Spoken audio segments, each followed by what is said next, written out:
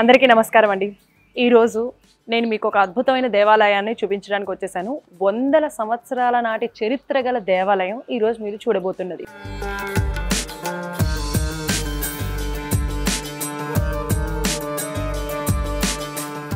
ఇది ఎక్కడుంది అంటే ఎల్ఎస్ఎన్ నగర్ మల్కాజ్గిరిలో ఉంది. మరి ఈ దేవాలయంలో ఎవరు వెలిశారు, ఏంటి ప్రత్యేకత అంటే మన లక్ష్మీ నరసింహస్వామి స్వయంభూగా వెలిసినటువంటి దేవాలయము. వందల సంవత్సరాల లాంటి చరిత్రను ఎందుకన్నానంటే కొంతమంది 300 సంవత్సరాలు అంటున్నారు, కొంతమంది 500, కొంతమంది 1600, ఇలా రకరకాలుగా ప్రచారం అయితే జరుగుతోంది. కానీ ఎన్ని సంవత్సరాలు అనేది మనం ప్రత్యేకంగా లోపలికి వెళ్ళి గురువు గారిని అడిగి తెలుసుకుందాము. అంతేకాకుండా ఈ గుడి యొక్క విశిష్టత గురించి వెళ్తూ తెలుసుకుందాం. పదండి.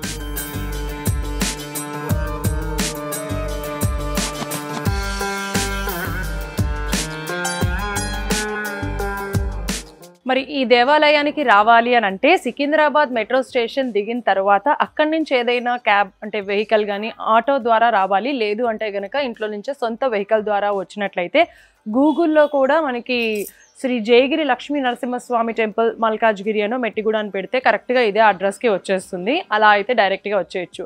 అండ్ ట్విన్ సిటీస్ మధ్యలో ఇలాంటి ఒక అద్భుతమైన దేవాలయం ఉంది అని అంటే చాలా ఆశ్చర్యంగా ఉంది.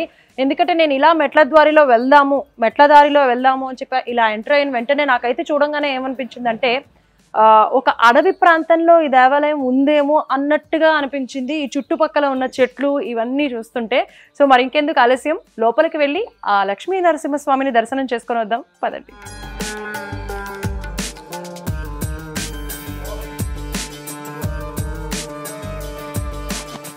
నేనైతే కొన్ని మెట్లు ఎక్కేటప్పటికే బాగా అలసిపోయానబ్బా.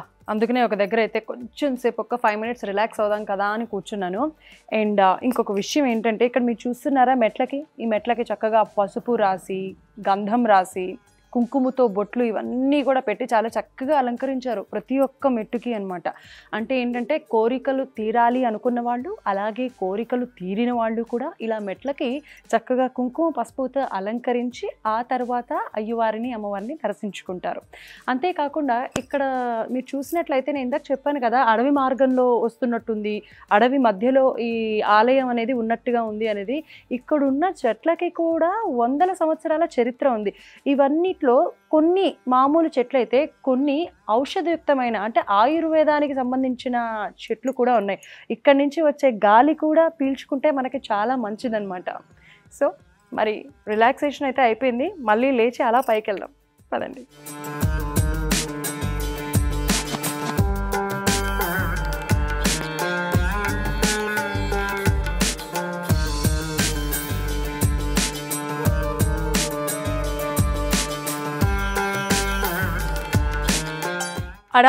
మెట్లు ఎక్కి వచ్చిన వెంటనే మొట్టమొదటిగా మనం దర్శనం చేసుకోవాల్సింది ఇదిగో ఈ ధ్వజస్తంభాన్ని తాకి దండం పెట్టుకున్న తరువాతే గుడి లోపలికి వెళ్ళాలి. చాలా పెద్ద ధ్వజస్తంభం అనేది గుడి ఎదురుగ్గా మనకి కనిపించడం జరుగుతుంది.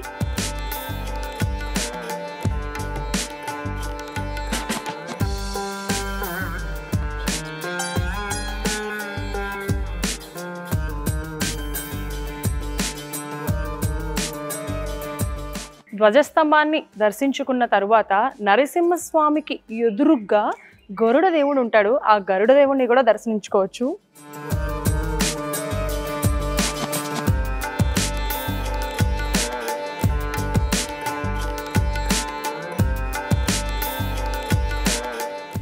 గరుడ దేవుని దర్శనం చేసుకున్న తర్వాత మీరు ఎడమ వైపుని చూస్తే మనకి నాగదేవతలు కొలువై ఉన్నారు. మరి నాగదేవతని కూడా దర్శనం చేసుకొని వద్దాము. పదండి.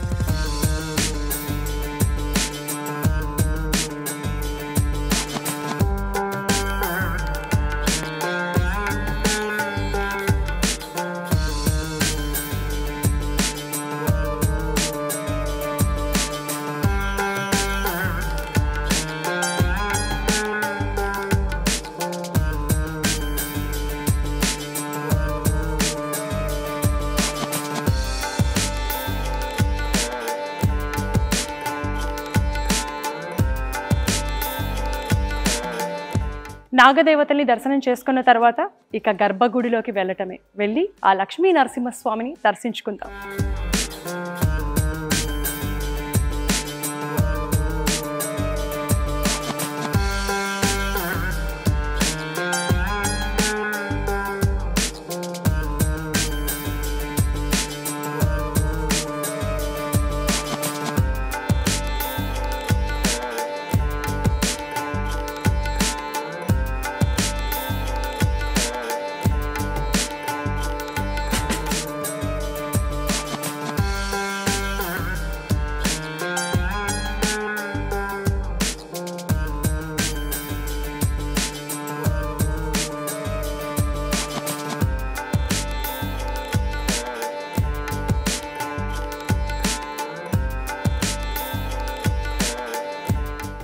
ఇక్కడ మనం గర్భగుడిలోకి వచ్చేసామండి.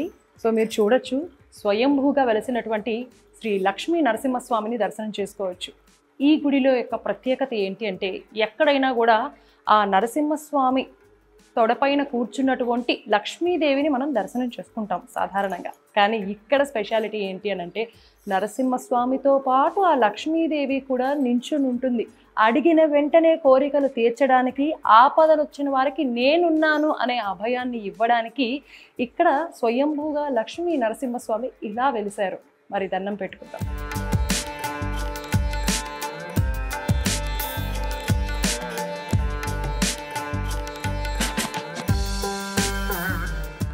లక్ష్మీ నరసింహస్వామిని దర్శనం చేసుకున్న తర్వాత మన కుడివైపుకు వెళ్ళినట్లయితే అక్కడ నాగదేవత కూడా స్వయంభూగా వెలిసినటువంటి నాగదేవత ఉన్నారు.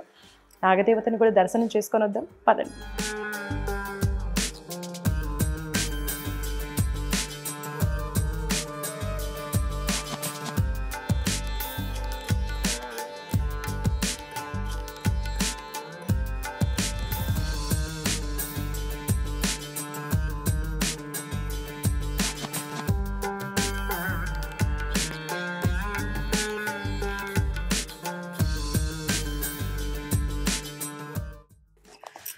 ఆహా, అలా ఇక్కడికి వచ్చిన వెంటనే నాకైతే తెలియని ఒక భయం వేసింది. అంటే పురాతన కాలమైన దేవాలయం అని ఇక్కడ అనిపిస్తుంది. అంతేకాకుండా ఒక గూస్ బంప్స్ అనమాట. మన ఒంట్లో నరాలన్నీ నిక్కపొడుచుకుంటే అంటాను చూసావా, ఎగ్జాక్ట్గా నాకు అదే ఫీలింగ్, తెలియని ఒక వైబ్స్. మీరు ఇక్కడ చూసినట్లయితే మనకి ఆ నాగదేవతలు అలాగే శివలింగం కూడా ఇక్కడ మనకి కనిపిస్తుంది, దర్శించుకోవచ్చు. అలాగే ఈ ప్లేస్ యొక్క విశిష్టత ఏంటి అంటే, ఎన్నో వందల సంవత్సరాల నాటి చరిత్ర గల ఈ దేవాలయంలో ఎంతో పెద్ద నాగుపాము ఇక్కడ తిరుగుతూ ఉంటుందంట. మీరు అక్కడ ఆ మూల చూసినట్లయితే అక్కడ ఒక చిన్న హోల్ లాంటిది ఉంది. సో అక్కడి నుంచి నాగపాము అనేది వచ్చి ఇక్కడ తిరుగుతూ ఉంటుంది అనేది జనాల నమ్మకం. చాలామంది కూడా ఈ పెద్ద నాగుపాముని చూసి కదలలేని వాళ్ళు, అంటే అలా షాక్ అయిపోయిన వాళ్ళు కూడా చాలామంది ఉన్నారు. ఎంతోమంది వాళ్ళ కళ్ళతో కూడా నాగదేవతని దర్శనం చేసుకుని ఆనంద పారవస్యమైన వాళ్ళు ఉన్నారు. అలాగే ఇక్కడ మీరు చూసినట్లయితే కనుక పుట్టలు కూడా ఉన్నాయి. నాగేంద్ర స్వామి పుట్ట, అలాగే అక్కడ చూసారు కదా, ఆ పుట్టలో పాలు పోస్తారనమాట నాగుల చవితికి. అలాంటి సందర్భాల్లో పాలు పోయడము. అలాగే ఇక్కడ మీరు చూసినట్లయితే కనుక త్రిశూలానికి గాజులు కూడా ఉన్నాయి.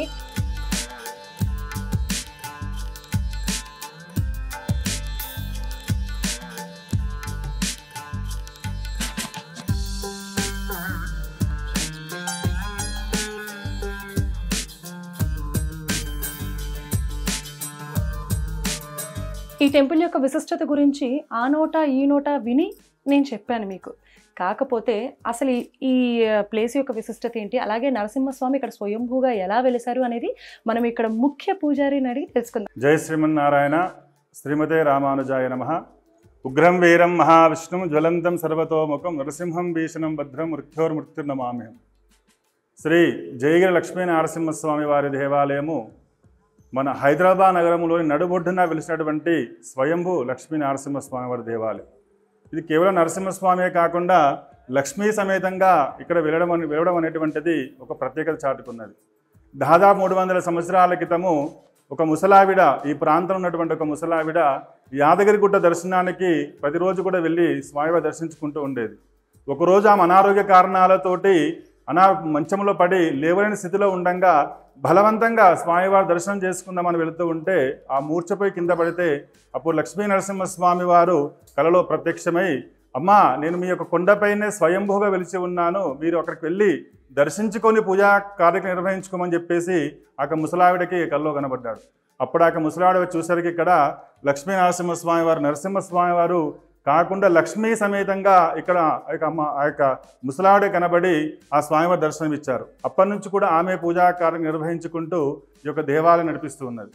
అయితే రాను కాలంలో వాళ్ళందరూ పూర్తిగా వెళ్ళిపోయిన తర్వాత ఈ యొక్క దేవాలయంలో అర్చకులు నియమించుకొని పూజా కార్యక్రమం నిర్వహిస్తూ ఉన్నారు.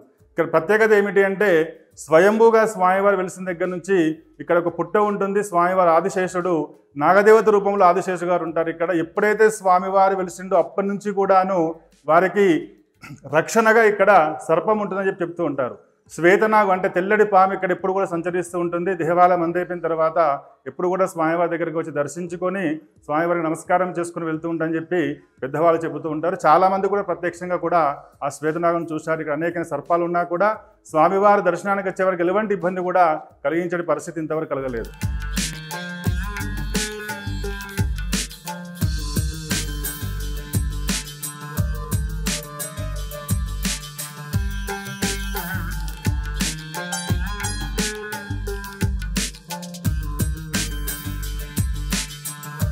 శ్రీ జయగిరి లక్ష్మీ నరసింహస్వామి దేవస్థానం యొక్క గొప్పతనం గురించి మనతో చెప్పడానికి చాలా మంది భక్తులు ఉన్నారు. మరి వాళ్ళని అడిగి తెలుసుకుందాం. సార్, ఎప్పటి నుంచి వస్తున్నారు సార్? ఎన్ని సంవత్సరాల నుంచి వస్తారు ఈ ఆలయం? మాకు ఇది 10 ఏళ్ల నుంచి తెలుసండి. ఇది అంటే మాకు కాలనీలో చెప్తూ ఉండేవాడు అనమాట.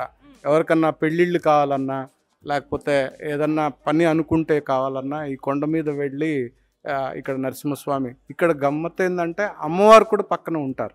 అందుకని చెప్తారు జనరల్గా ఉత్సవ విగ్రహాలు ఉంటాయి కానీ ఇలా వెలిసిన స్వయంభూలు ఎవరు ఉండరు. అదిగాక ఇక్కడ నాగుపాము తిరుగుతుంటుంది అనేసి ఒక ప్రతీతి అండి, మాకు పెద్దలు చెప్తూ ఉండేవాళ్ళు. సో అందుకని ఈ పెళ్ళిళ్ళు కావాల్సిన వాళ్ళు ఏమన్నా పని మనసులో సంకల్పించిన వాళ్ళు ఇక్కడికి వస్తూ ఉంటారండి. గుడి గురించి చాలా పురాతన గుడి. మల్కాజ్గిరి వాస్తవ్యులకి తెలియంది ఏంటంటే ఇక్కడ ఒక స్వయంభూ లక్ష్మీ నరసింహస్వామి గుడి ఉంది అని చాలామందికి తెలియదు. సో ఇప్పుడు మీ మాధ్యమం వల్ల ఇంకా చాలామందికి తెలిసి ఈ గుడి ఇంకా డెవలప్ అవుతుంది అనేసి మనస్ఫూర్తిగా కోరుకుంటున్నాం. అందులో ఈ గురువు గారి గురించి చాలా వింటున్నాం. ఈ మధ్య రఘుకిరణాచార్య గారు చాలా ప్రోగ్రామ్స్ చేస్తున్నారు. అంటే ప్రతి నెల ఒక ప్రోగ్రామ్ ఉంటుంది ఈ గుడిలో. రెగ్యులర్గా చూస్తూ ఉంటాం, మా వాట్సాప్ గ్రూప్లో రెగ్యులర్గా ఉంటుంది. అలాగా ఆయన ఎంతో మందితోటి సహాయ సహకారాలతోటి ఇవాళ పసిపిల్లలందరికీ బుక్స్ డిస్ట్రిబ్యూషన్ చేస్తున్నారు. కళ్యాణాలు, దీపోత్సవాలు, ఇంకా ఒకటేనేం లేదు, ఈ గుడిలో అన్నీ జరుగుతున్నాయి.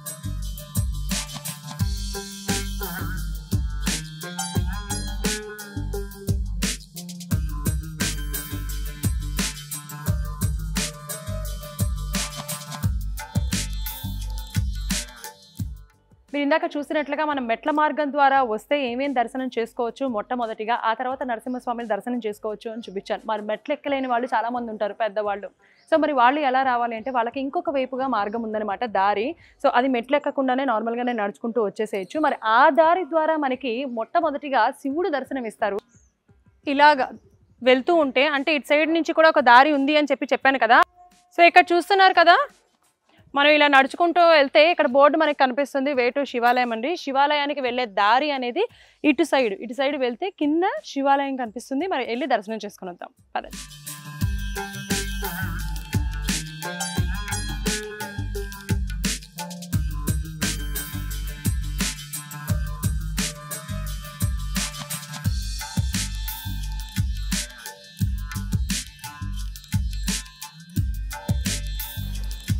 వావ్, ఎంత బాగుందో తెలుసా. నాకైతే ట్రెక్కింగ్ చేస్తున్నాననే ఫీల్ వచ్చింది మొట్టమొదటిసారి ఒక దేవాలయాన్ని ఎక్కినప్పుడు. సో ఇదేంటి అని అంటే ఇలా ఈ గుండం ద్వారా వస్తే ఈ దారి ద్వారా, ఇది ఉత్తర ద్వారం అంటారనమాట. సాధారణంగా ఉత్తర ద్వారం ఎప్పుడు తెరుస్తారు అని అంటే కొన్ని ప్రత్యేకమైన రోజుల్లో ఉత్తర ద్వారాన్ని తెరవడం జరుగుతుంది. అక్కడి నుంచి కనుక దేవుణ్ణి దర్శనం చేసుకున్నట్లయితే మనకు అనుకున్న కోరిక తక్షణమే నెరవేరుతుంది అని అపారమైన నమ్మకం. అందుకే ఇదిగో ఇది ఉత్తర ద్వారం. ప్రత్యేకమైన రోజుల్లో మాత్రమే దర్శించుకోవచ్చు. చూడండి.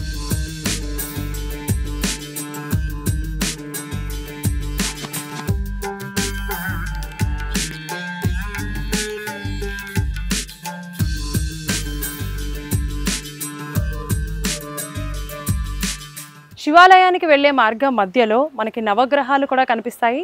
వాటిని కూడా దర్శనం చేసుకోవచ్చు.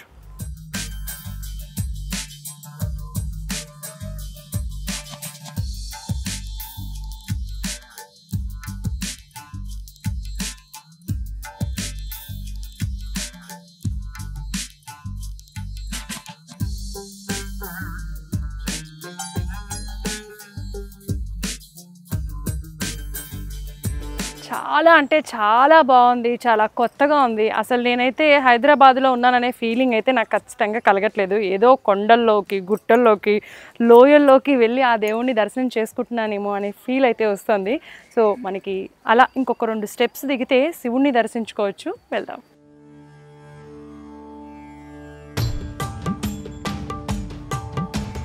బ్రహ్మమురారి సుర